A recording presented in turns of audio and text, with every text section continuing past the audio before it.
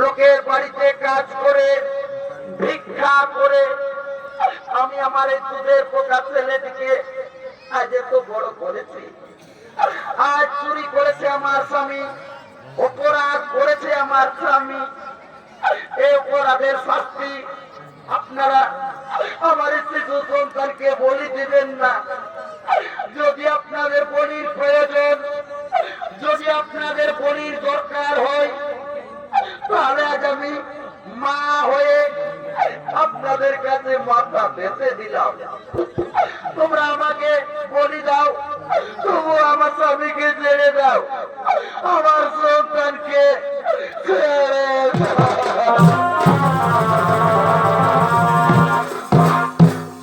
গ্রামবাসী সোজা আগুনে কোনোদিন কেউ ওঠে না। ঠিক বলেছ। আমার কথা শোনো, এই স্বামী স্ত্রী এদের দুজনকে দুটি আলাদা গাছে শক্ত করে বাঁধো। তারপরে এদের ছোট্ট সন্তানটাকে এদের চোখের সামনে আজ সূর্য ওঠার আগে আজ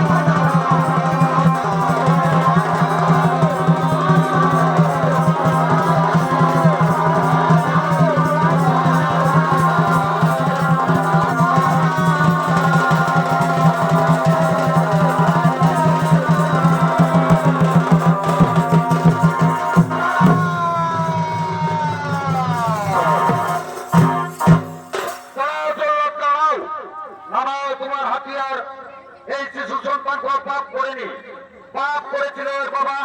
এই জন্য এই শিশু সন্তানকে তোমরা হত্যা করো না, নইলে আমার কিছু রক্ত দিয়ে আজ আমি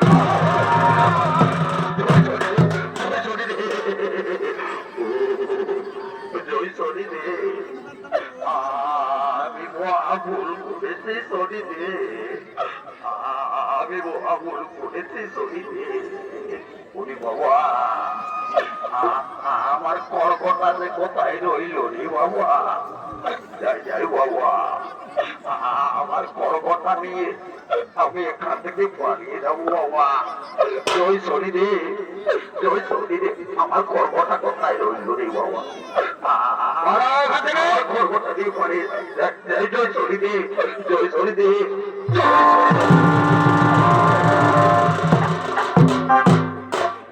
গ্রামবাসী তোমরা জানো না, যাকে তোমরা গাছে বেঁধে রেখেছো সে সাধারণ মনুষ্য নয়, সে হলো দেবতা রাজা ইন্দ্র।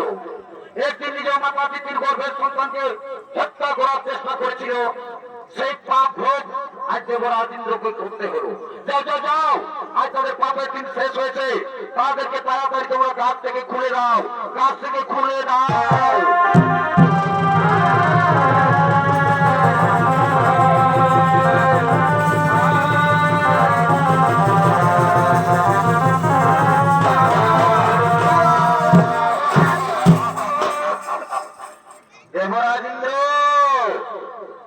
দেবরাজ ইন্দ্র, মনে করো একদিন তুমি অহংকারে বশীভূত হয়ে তুমি তোমার নিজ মাতা পিতৃর গর্ভের সন্তানকে হত্যা করার চেষ্টা করেছিলে, সেই পাপ ভোগ আজ তোমাকেও করতে হলো। আমি ন্যায় দাতা সূর্য পুত্র শনিদেব, আজ আমি তোমার দৈব শক্তি, তোমার রাজ অলঙ্কার আজ আমি তোমাকে সসম্মানে ফিরিয়ে দিলাম। কিন্তু শোনো দেবরাজ ইন্দ্র, আমার একটা কথা যেন মনে থাকে, তুমি যেন তোমার মাতা পিতার কাছে কেঁদে কেঁদে তুমি যেন ক্ষমা চেয়ে নিও।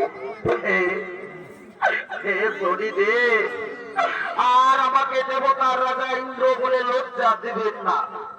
আমি কেমন দেবতার রাজা, আমি আমার নিজের মাকে চিনতে পারিনি, আমি আমার মায়ের গর্ভের সন্তানকে হত্যা করার চেষ্টা করেছিলাম।